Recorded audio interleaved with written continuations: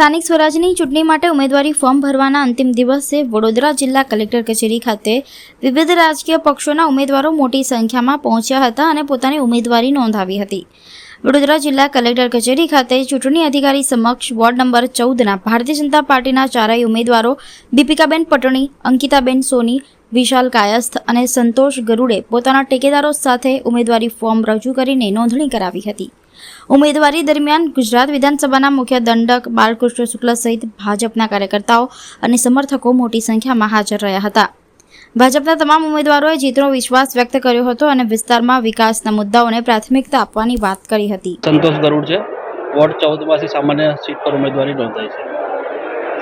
આવનારા દિવસોમાં ઇલેક્શન છે 26 તારીખે અને કમળનો વિજય થશે। હું વિશાલ કાયસ, ભારતીય જનતા પાર્ટી નરેન્દ્રભાઈ મોદી સાહેબની કર્મભૂમિ પર અમને જે વિકાસની રાજનીતિ પર જ ભારતીય જનતા પાર્ટી હંમેશા વિકાસને આગળ રાખીને જ્યારે દરેક ઇલેક્શન લડતી હોય છે તો એમની જે વિકાસની ગાથા છે એને અમે આગળ પહોંચાડીશું। અગાઉ પણ અમે અમારા જે પણ કાઉન્સિલરો હતા એમને વિસ્તારના કોર્પોરેટરો સાથે મળીને અને કાર્યકર્તાઓ સાથે મળીને જે પણ કામ કર્યા છે, બાકીના જે પણ કામ હશે એ અમે આગળ વધારીશું અને સમગ્ર વડોદરા શહેરમાં વોર્ડ નંબર 14 એ ગઢ ગણાય છે ભારતીય જનતા પાર્ટીનું, તો એ ગઢમાં અમે સૌથી જંગી બહુમતીથી વિજય બનાવીશું। અમારા ચાર ઉમેદવારો જંગી બહુમતીથી વિજય બનીશું। વોર્ડ નંબર 14 દીપિકાબેન પટણી, મેં ઓબીસી માંથી દાવેદારી કરી છે।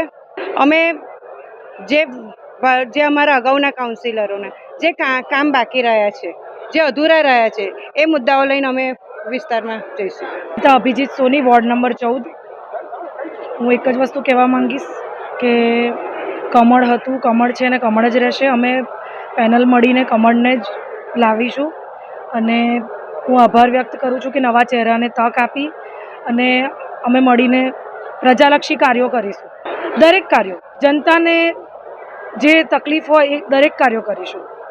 પાણી હોય, કોઈ પણ સમસ્યા, જનતાની કોઈ પણ સમસ્યાને અમે નિવારણ લાવીશું। આજ રોજ વડોદરા મહાનગરપાલિકાની ચૂંટણીમાં 19 વોર્ડના 76 ઉમેદવારો એકી સાથે ફોર્મ ભરવા અલગ અલગ સ્થળો પર આવ્યા છે।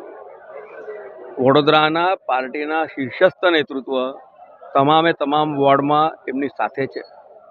જે પ્રકારે કાર્યકર્તાઓનો ઉત્સાહ છે અને લોકોને જે પ્રતિસાદ મળી રહ્યો છે તે જોતાં ધ્યાનમાં આવી રહ્યું છે કે અમારા મહાનગરના અધ્યક્ષ ડૉક્ટર જયપ્રકાશભાઈ સોનીએ પ્રદેશ નેતૃત્વને જે એક વચન આપ્યું છે તે વચન પાર્ટીના કાર્યકર્તાઓ અને મતદારોના આશીર્વાદથી સફળ થશે અને 76 બેઠકો પર ભારતીય જનતા પાર્ટી વિજયી છે।